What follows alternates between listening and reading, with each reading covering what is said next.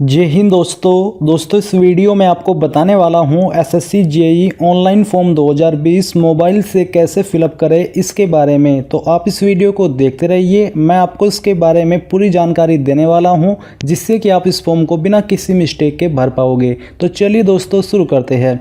दोस्तों जैसा कि आप वीडियो में देख पा रहे हो, ये आपकी एसएससी की ऑफिशियल वेबसाइट है और इसी वेबसाइट से आपका जेईई का फॉर्म फिलअप किया जाएगा। तो ये आपको कैसे करना है आप यहाँ पर जान लीजिए। तो सबसे पहले आपको इसमें, अगर आपने अभी तक एसएससी की वेबसाइट के ऊपर रजिस्ट्रेशन करके नहीं रखा तो रजिस्ट्रेशन करना होगा। ये रजिस्ट्रेशन आप कैसे कर पाओगे, आपको यहाँ पर देखने को मिल पा रहा है न्यू यूजर रजिस्टर नाउ। तो आपको इसके ऊपर क्लिक करना है।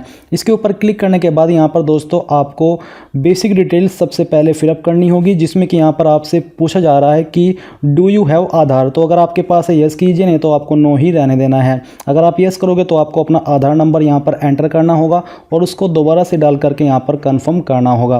फिर आती है आपकी टाइप ऑफ आईडी। तो आपको इनमें से कोई एक आईडी चूज कर लेनी है, जैसे कि pan card, passport, school college ID, voter ID. तो जो भी आपके पास इनमें से आईडी है वही आईडी आपको सिलेक्ट करनी है और सिलेक्ट करने के बाद उसका नंबर यहाँ पर डालना होगा। फिर जो भी आपका नेम है वो यहाँ पर आपको 10th की मार्कशीट के अनुसार भर देना है। फिर वेरीफाई नेम, यानी कि आपको दोबारा से डाल करके यहाँ पर जानकारी को वेरीफाई करना होगा। Have you ever change name, यानी कि क्या आपने कभी अपना नाम चेंज किया है। अगर किया है तो यस कीजिए और यस करने के बाद आपको यहाँ पर न्यू नेम या फिर चेंज नेम लिखना होगा। फादर नेम यहाँ पर आपको अपना एंटर करना है और ये भी आपको 10वीं की मार्कशीट के अनुसार ही लिखना होगा। इसके बाद आपके अपने फादर नेम को दोबारा से डाल करके आपको वेरीफाई करना है। फिर सेम तरीके से आपको अपनी मदर्स का नाम डालना है और ये भी आपको 10th की मार्कशीट के अनुसार ही भरना है। आप इसके बाद आपको अपनी मदर्स का नेम भी दोबारा से डाल करके वेरीफाई करना है। अब आती है आपकी डेट ऑफ बर्थ। तो यहाँ पर दोस्तों आपको अपनी डेट ऑफ बर्थ एंटर कर देनी है और ये भी आपको 10th की मार्कशीट के अनुसार ही भरनी होगी। यहाँ पर आपको पहले जो भी आपका ईयर है वो सिलेक्ट करना है। आप यहाँ पर बैक में जा कर के अपना ईयर चूज कर सकते हैं, जैसे कि यहाँ पर हम सिलेक्ट कर लेते हैं 1997। तो आपको क्या करना है, आपको यहाँ पर देखने को मिल पा रहा है, इसको आप थोड़ा सा स्क्रॉल कर लीजिए ताकि आपको सभी ईयर यहाँ पर नज़र आ सके। तो यहाँ से आपको अपना ईयर चूज करना है और करने के बाद आपको यहाँ पर जानकारी भर देनी है। फिर दोस्तों यहाँ पर आपके सामने है मैट्रिकुलेशन 10th की जानकारी। तो आपने जो 10th है वो किस बोर्ड से की थी वो बोर्ड यहाँ से आपको चूज करना होगा। जो भी आपका बोर्ड है वो आपको अच्छे से सिलेक्ट कर लेना है। फिर आपको दोबारा से यहाँ पर अपने बोर्ड को सिलेक्ट करके वेरीफाई करना है। 10th का रोल नंबर क्या था वो रोल नंबर आपको यहाँ पर एंटर करना होगा। इसके बाद आपको देखने को मिलेगा ईयर ऑफ पासिंग, आपने किस ईयर के अंदर अपनी 10th पास कर ली थी। फिर आपको वो ईयर दोबारा से डाल करके चूज करना होगा, यानी कि आपने अपनी जानकारी जो कि 10th आपने किस ईयर के अंदर पास की थी उसको दोबारा से कंफर्म करना है। जेंडर आपका जो भी है यहाँ से आपको सिलेक्ट कर लेना है, उसको दोबारा से डाल करके फिर वेरीफाई करना होगा। लेवल ऑफ एजुकेशनल क्वालिफिकेशन, यानी कि आपकी जो एजुकेशनल क्वालिफिकेशन है उसका हायर लेवल क्या है वो आपको यहाँ पर सिलेक्ट कर लेना है। सिलेक्ट करने के बाद आपको यहाँ पर अपना वैलिड मोबाइल नंबर एंटर करना है, उसको दोबारा से डाल करके यहाँ पर कंफर्म करना है। फिर आपको अपनी ईमेल आईडी यहाँ पर एंटर करनी है और उसको दोबारा से डाल करके यहाँ पर कंफर्म कर देना है। फिर है state UT of permanent address. तो आपकी परमानेंट एड्रेस की कौन सी स्टेट है वो यहाँ से आपको चूज कर लेनी है। अब जितनी भी जानकारी आपने इस कॉलम के अंदर भरी इन सभी को आपको एक बार चेक करना है और चेक करने के बाद आपको नीचे आकर के सेव के ऊपर क्लिक कर देना है। सेव के ऊपर क्लिक करने के बाद यहाँ पर दोस्तों आपको अपना मोबाइल नंबर और ईमेल आईडी कंफर्म करनी होगी, क्योंकि इसके ऊपर ओटीपी सेंड किया जाएगा। तो आपको अच्छे से कंफर्म करने के बाद यहाँ पर कंफर्म के ऊपर क्लिक करना है। कंफर्म के ऊपर क्लिक करने के बाद यहाँ पर आपको बोला जा रहा है कि basic details are saved, registration is portal and it should be completed within 14 days. तो आपको यहाँ से इसको क्लोज कर देना है। अब क्लोज करने के बाद यहाँ पर आपको बोला जा रहा है कि your registration is parcel and it should B complete, यानी कि 14 दिन के अंदर कंप्लीट किया जाएगा। और यहाँ पर आपका जो रजिस्ट्रेशन नंबर है वो भी आपको मिल चुका है। तो आपको यहाँ से इसको क्लोज कर देना है।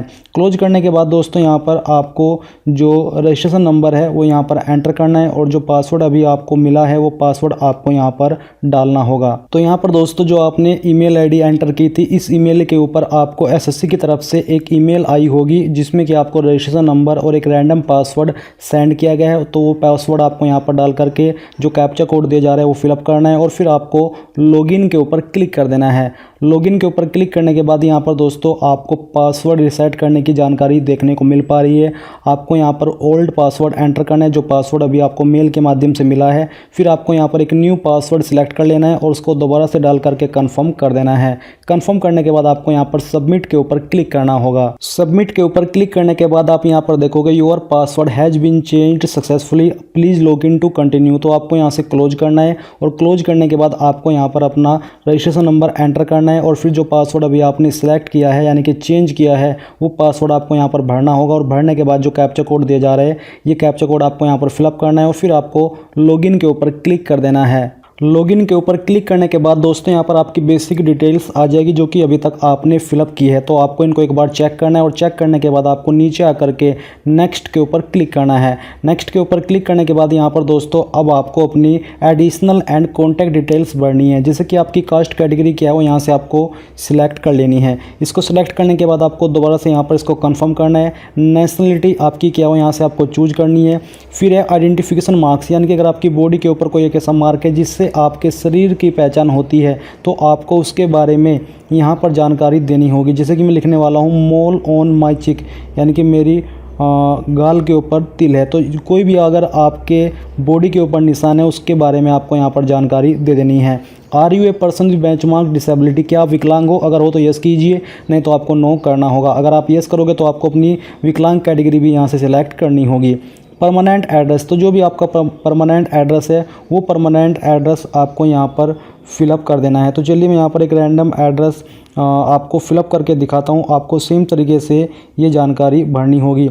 इसमें दोस्तों ध्यान दें कि आप जानकारी अपनी आईडी के अनुसार ही भरें ताकि आपको बाद में कोई प्रॉब्लम फेस ना करनी पड़े। फिर इसके बाद आपको अपनी स्टेट यहाँ से चूज कर लेनी है, जिस भी स्टेट से आप इस फॉर्म को या जिस स्टेट में भी आपका एड्रेस पड़ता है।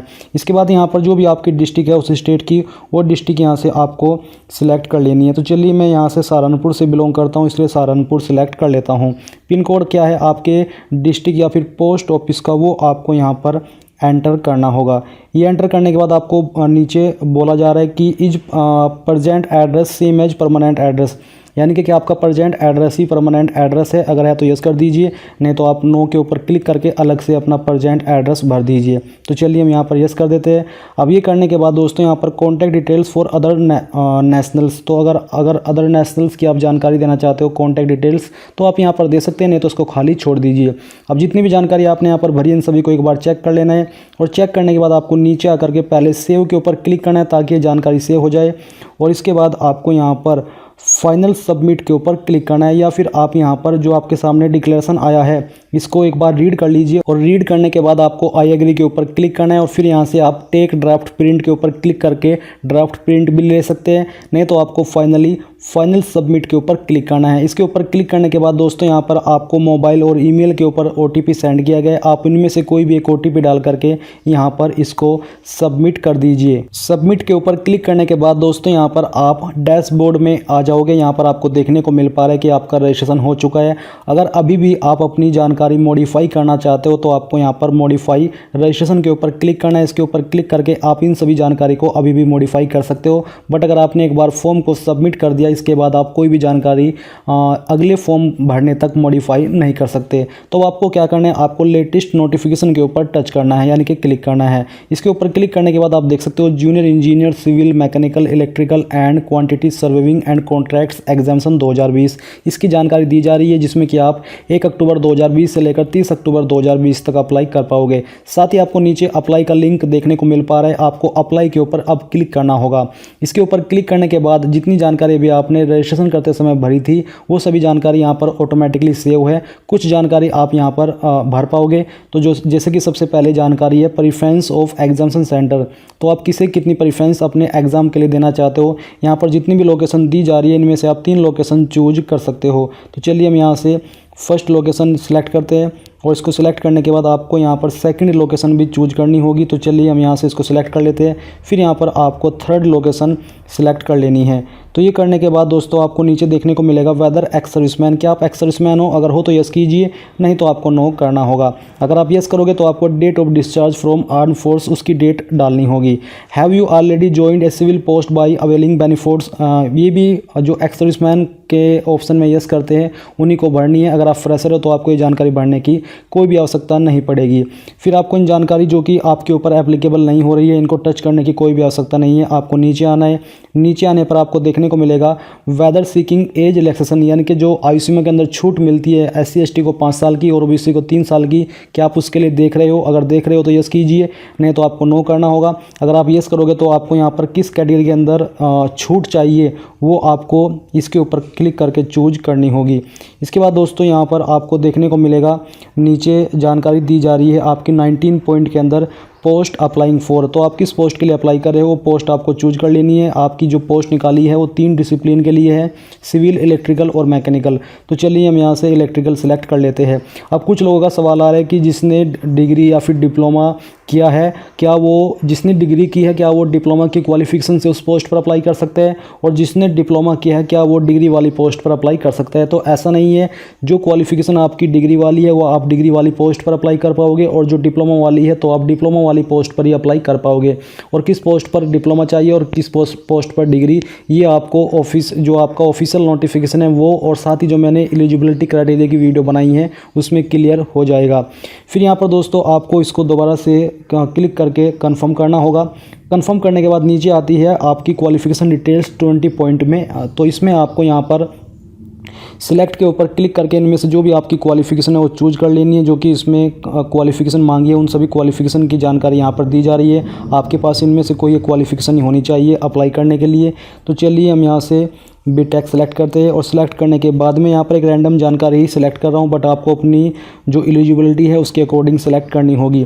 फिर सब्जेक्ट स्ट्रीम, तो जो अगर आप जो अप्लाई कर रहे हो जैसे कि मैंने अभी आपको बताया उसी डिसिप्लिन में आपकी क्वालिफिकेशन होनी चाहिए। ये यहाँ पर आपका एक सवाल ये भी आ रहा है कि जो अभी लास्ट सेमेस्टर के अंदर है या फिर लास्ट ईयर के अंदर है क्या वो भी इसमें अप्लाई कर सकते हैं, क्या यानी कि क्या फाइनल ईयर कैंडिडेट भी एलिजिबल है अप्लाई करने के लिए? तो मैं आपको बता दूं कि जो ऑफिशियल नोटिफिकेशन है उसके अंदर ये बोला गया है कि जिसकी क्वालिफिकेशन 1 यानी कि 1 जनवरी 2021 तक कंप्लीट हो जाएगी वो लोग इसमें अप्लाई कर सकते हैं। मान लीजिए आपकी क्वालिफिकेशन दिसंबर में कंप्लीट हो जाती है और आपका रिजल्ट आ जाता है, तो आप यहाँ पर उसकी जानकारी कैसे भर पाओगे? क्योंकि यहाँ पर रोल नंबर भी मांगा है, ईयर ऑफ पासिंग भी मांगा है और परसेंटेज भी मांगी है। अब ये परसेंटेज जो आप यहाँ पर भरोगे तो क्या वो सभी सेमेस्टर की भरनी है या फिर जिसका रिजल्ट आना भी बाकी है उसको छोड़ करके यहाँ पर परसेंटेज डालनी होगी? तो हाँ, आपको अगर आपका रिजल्ट दिसंबर तक आ जाएगा तो आपको लास्ट सेमेस्टर की जो परसेंटेज है उनको छोड़ करके बाकी जो आपकी परसेंटेज निकल के आती है वो यहाँ पर आपको फिल करनी होगी। तो चलिए यहाँ पर यूनिवर्सिटी बोर्ड के अंदर आपको क्लिक करना है, और उसके ऊपर क्लिक करने के बाद यहाँ पर दोस्तों जो भी आपकी यूनिवर्सिटी है, जिस यूनिवर्सिटी से आपने अपनी जो भी आपकी क्वालिफिकेशन है वो कंप्लीट किया, वो यूनिवर्सिटी आपको अच्छे से बहुत ही सावधानी से सिलेक्ट कर लेनी है। इसको सिलेक्ट करने के बाद दोस्तों यहाँ पर देखने को मिलेगा रोल नंबर। तो जो भी आपका रोल नंबर है वो यहाँ पर आपको मेंशन कर देना है। तो चलिए हम यहाँ पर इसको फिलअप कर देते हैं। ये फिलअप करने के बाद यहाँ पर देखने को मिल पा रहा है ईयर ऑफ पासिंग। तो आपने किस ईयर के अंदर पास कर ली थी वो ईयर आपको यहाँ पर सिलेक्ट कर लेना है। परसेंटेज आपकी क्या थी वो यहाँ पर आपको एंटर करनी होगी। अगर आपकी जो नंबर है वो CGPA के अंदर है तो आपको CGPA वाले कॉलम को भरना होगा, ये आपको भरने की आवश्यकता नहीं पड़ेगी। फिर do you want to make your personal information available for accessing job opportunities in terms of. तो बेसिकली ये सवाल ये है कि जो आपने यहाँ पर इन्फॉर्मेशन डाली है SSC की वेबसाइट में, क्या आप चाहते हैं कि SSC उस जानकारी को लेकर के आपको जॉब अपॉर्चुनिटीज़ के जो नोटिफिकेशन है वो सेंड करते रहे, मैसेज सेंड करते रहे? अगर आप चाहते हैं तो यस कर दीजिए, नहीं तो आपको नो कर देना है। फिर इसके बाद दोस्तों यहाँ पर आपको एड्रेस की जानकारी और आपके मोबाइल नंबर, ईमेल की जानकारी कंफर्म करने को मिलेगी। अब आती है आपकी सबसे महत्वपूर्ण जानकारी जो कि है फोटोग्राफ एंड सिग्नेचर के बारे में। तो यहाँ पर दोस्तों जो आपका फ़ोटो है इसका साइज़ 20 से 50 KB के बीच होना चाहिए। JPEG और JPG का फॉर्मेट एक्सेप्ट किया जाएगा। साथ ही जो आपका फ़ोटो है उसमें आपकी जो फ़ोटो है वो एक तो 3 महीने से पुराना नहीं होना चाहिए, यानी कि जिस दिन इसका नोटिफिकेशन आया है जो कि 1 अक्टूबर को आया है तो इसके 3 महीने से ज़्यादा पुराना ये फ़ोटो नहीं होना चाहिए। और साथ साथ ही जिस डेट में आपने वो फ़ोटो खिंचवाया है उसी डेट को आपको फ़ोटो के ऊपर प्रिंट करना होगा। वो आप कैसे कर पाओगे वो आप देख लीजिए। बेसिकली आपको अपना पासपोर्ट साइज़ फ़ोटो लेना है और किसी भी ऐप के माध्यम से उसको एडिट करना है। नीचे उसमें थोड़ी सी जगह बना करके आपको DOP लिख करके यानी कि डेट ऑफ फ़ोटो तो डेट डाल देनी है। जैसे कि अभी मैं आपको एक फ़ोटो यहाँ पर अपलोड करके दिखाने वाला हूँ। यहाँ पर आपको चूज फाइल के ऊपर क्लिक करना है और चूज फाइल के ऊपर क्लिक करके आपको अपनी गैलरी के अंदर जाना है। तो चलिए मैं यहाँ पर गैलरी के अंदर जाता हूँ। तो यहाँ पर दोस्तों मैंने फ़ोटो एंड सिग्नेचर दोनों अपलोड कर दी है। आप देख सकते हो कि जो आपका फ़ोटो है उसमें आपको नीचे थोड़ा सा स्पेस दे करके DOP लिखना है और जिस डेट में आपने वो फ़ोटो क्लिक किया है वो डेट आपको लिख देनी है। मैंने यहाँ पर 1 अक्टूबर 2020 लिख दिया है। इसके बाद आपको अपना सिग्नेचर यहाँ पर सेम तरीके से अपलोड करना है। सिग्नेचर का साइज़ 10 से 20 KB के बीच होना चाहिए। तो ये सब जानकारी आपको यहाँ पर चेक कर लेनी है और फिर आपको आई एग्री के ऊपर क्लिक करना है और जो यहाँ पर कैप्चा कोड दिया जा रहा है कैप्चा कोड आपको फिलअप करना होगा। तो चलिए जो भी आपका कैप्चा कोड यहाँ पर आपको दिया जा रहा है कैप्चा कोड यहाँ से डाल देना है। तो चलिए जो भी है KZHCH हम इसको एंटर कर देते हैं। एंटर करने के बाद दोस्तों यहाँ पर प्रीव्यू के ऊपर आपको क्लिक कर देना है।